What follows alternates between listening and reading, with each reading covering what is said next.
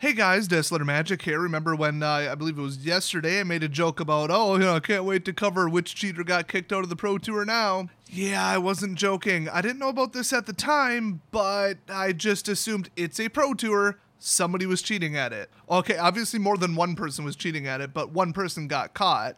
And that is Dan Ward. Again.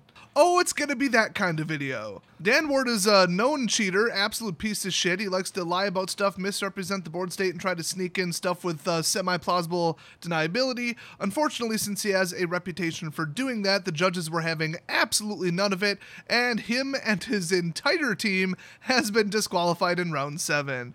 Oh, that's too bad. Just kidding. You deserve it for teaming up with a cheater. Fuck you. You take a guy who's been caught blatantly cheating in the past, put him on your team, and then your team gets disqualified because he was cheating. I mean, you deserve it, okay? I feel kind of bad for the other people on his team, but still, you deserve it. You never should have hired somebody with a reputation like this. Or paired up with, not hired, whatever. So what happened? Well, during round 7, and I'm actually reading the actual event coverage summary, whatever. During round 7, Ward's opponent activated Aether Vial. Ward allowed the ability to resolve, which his opponent used to put a Meddling Mage into play. Ward attempted to then cast Path to Exile on another creature in response to Meddling Mage naming a card when there was no window to respond.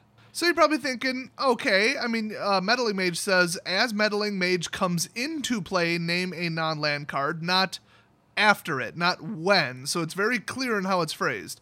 And then the named card can't be played. Real simple, name jammer. This is in my top 10 absolute all-time favorite spells in Magic. That's why this really pisses me off. Meddling Mage is in one of my better modern decks.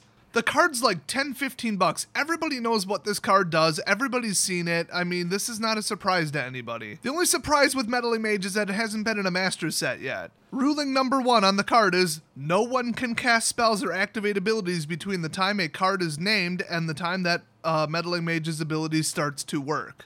Once again, it's not when it comes into play, which would be an after effect that goes on the stack. It's as it comes into play. Now, this isn't a ruling, but I'm pretty sure this is how the rule works on this card. The reason that they actually chose this exact wording is so that you say, I'm casting this, and your opponent says, well, what are you naming? And you say, none of your damn business, you'll find out when it resolves.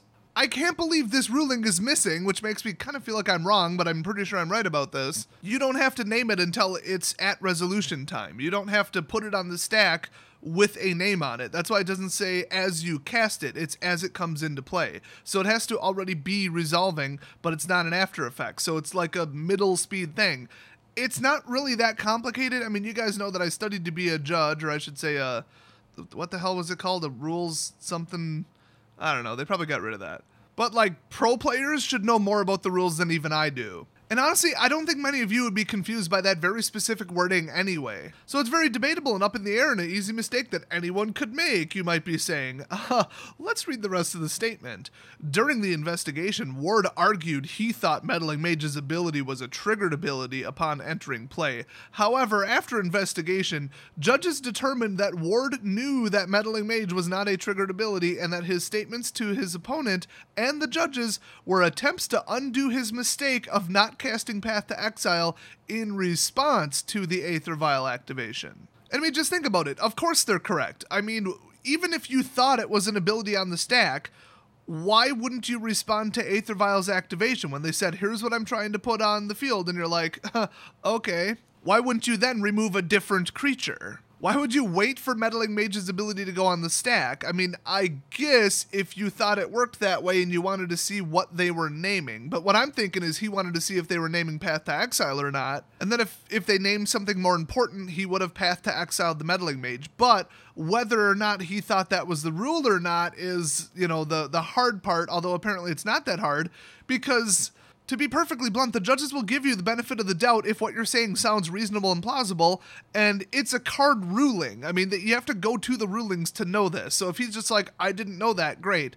But what I also know is that they look up their little log of each player's history, and they have notes about what they've done in the past, and he tried to pull some bullshit just like this in the past. Here's the real irony. The first time he was cheating, he pretended he didn't know what Path to Exile did. You know, the card that's in his deck that he was playing. The way I heard it was he was at some other tournament, so it's probably a year and a half, 2 years ago, somewhere in that neighborhood, and somebody pathed his creature, and then, you know, Path to Exile says, exile target creature its controller may search his or her library for a basic land card, put that card onto the battlefield tapped, then shuffle his or her library. You know, like almost every card ever printed says. I mean, I can name maybe 2 cards, maybe 3 if you include Planeswalkers, that will put a land into play untapped. If a land comes into play, just assume it's tapped unless the spell specifically says otherwise, because that's the norm, to very much understate that. So he brought it in untapped and then tapped it to play a stupid fucking Bogle or whatever the fuck. I hate that fucking deck. He should have been banned just for playing that deck. I hate that toxic, stupid, slippery bullshit deck. By the way, my top 2 decks in Modern were both designed to specifically play around Bogles. Or Boggles. People are going to be arguing about that in the comment section no matter which way I say it.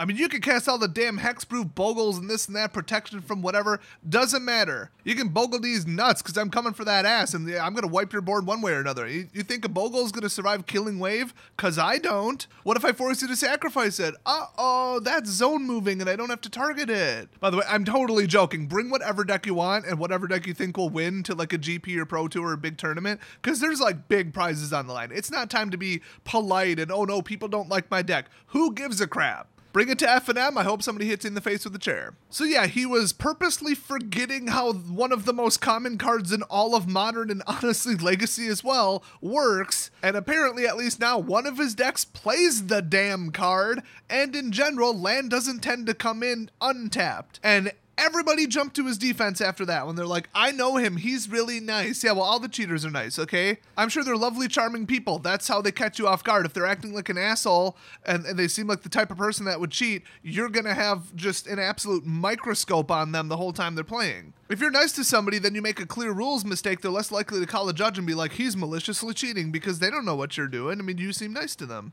It's all part of the act, and I can assure you he's actually an asshole. So yeah, I'm sure with the high-profile nature of that one, they had a couple notes or two, you know, about what he does, misrepresenting how cards work and pretending he doesn't know, when, come on, everybody's heard of Meddling Mage. You've got to be kidding me. I mean, it's just basic mechanics of how cards are worded. It's not even, oh, you'd have to know, like, Meddling Mage and have read the rulings. So yeah, he was cheating, and the judges completely agree with me. And, you know, they really investigate. Like, you know, they aren't just going to say, oh, well, I don't know, we just don't like you. Well, actually, okay, the Star City Games judges allegedly do that. I mean, if you're a white male at one of those tournaments, word is from multiple sources who have been to these GPs and stuff, you damn well better be flaming gay if you want some kind of judge decision to go your way. Because you're a white male and they don't play that shit, all right? They don't want you there, and if it's kind of arbitrary, it's up to them. Oh, it's not going your way. By the way, if you go to one of their tournaments and you're like a non-white female, you can get away with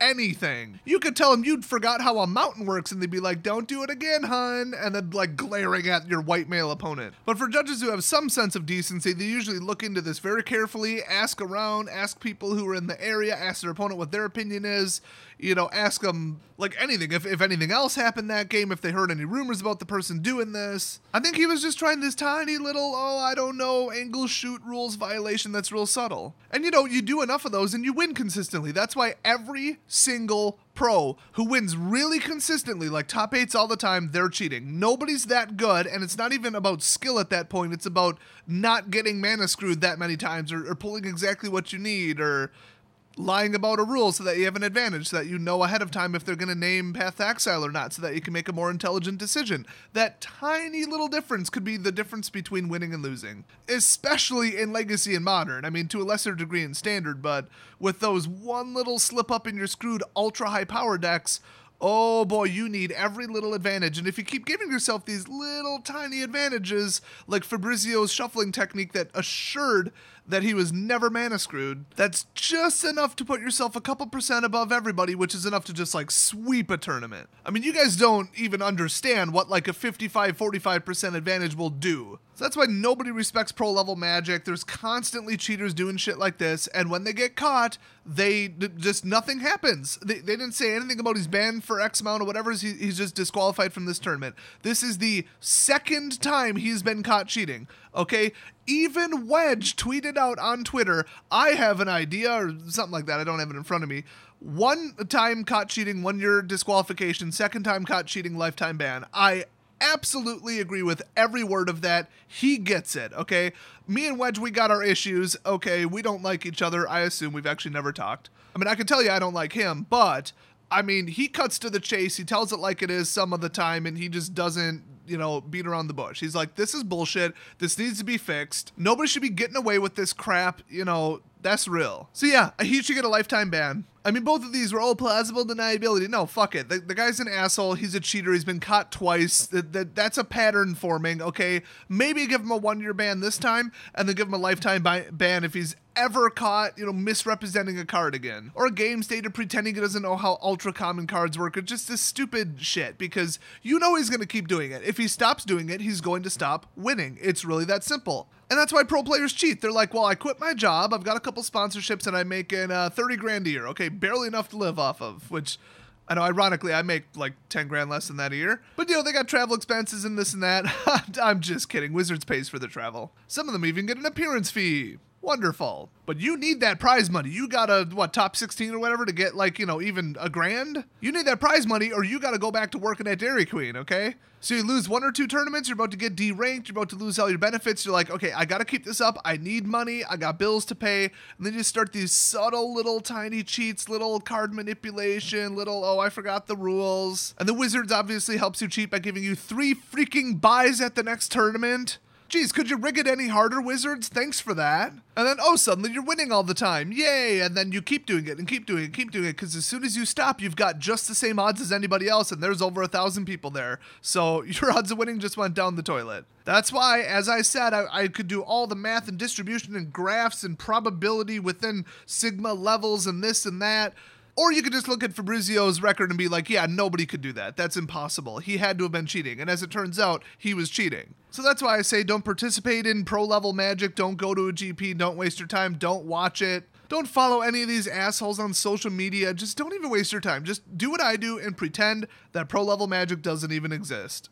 By the way, did you guys hear about that beta draft? That big, huge thing where they got a bunch of Hearthstone players who know nothing about Magic and have never been in the Magic community ever to quickly learn Magic and then participate in it so that they'd maybe bring their audience with them, and Wizards just use it as one giant advertising ploy? It backfired. Actual Magic fans were pissed. They're like, why wasn't it this person or this person or this person? Why is it these douchebags that aren't even a member of our community? Why are they at this tournament? Oh, because they have a giant audience. Okay, thanks for that. Why not invite people who deserve it? Wizards, if you wanted to get, I'll say 1 million concurrent viewers on the stream for that, should have invited me to the tournament, because it wouldn't have even been a tournament. It would have just been who wants to try to sucker punch me first and how badly do I harm them afterwards. If I was magically to split myself into 2 people, I'd tune in to watch that. It would basically just be the Jake Paul fight. Tables would be flipped and chairs would be thrown. I absolutely guarantee you that, because I don't take anybody's shit and everybody there would hate me. Which, if you're like, well, then why would they do it? Does that not sound entertaining? It's basically WWE. Like, in multiple ways, not just the drama, but also lots of tables and chairs, maybe a ladder involved. Depends what I can get my hands on. Might get some spin downs up some people's noses. I mean, it depends what they said. If they said something about, like, my mama, they're gonna get a nose and a mouthful of dice. So yeah, that's the situation. Another asshole disqualified. Nothing happens. As far as I know, he's welcome at the very next tournament. Thanks for that, Wizards. You guys are awesome. Just one more reason not to respect pro-level play or the players participating in it. Everyone's cheating, and if they don't like something you posted online that has nothing to do with Magic, they'll just ban you from professional play anyway. So hit that subscribe button if you want to hear about who's cheating at the next Pro Tour or Grand Prix, and I will see you guys next video.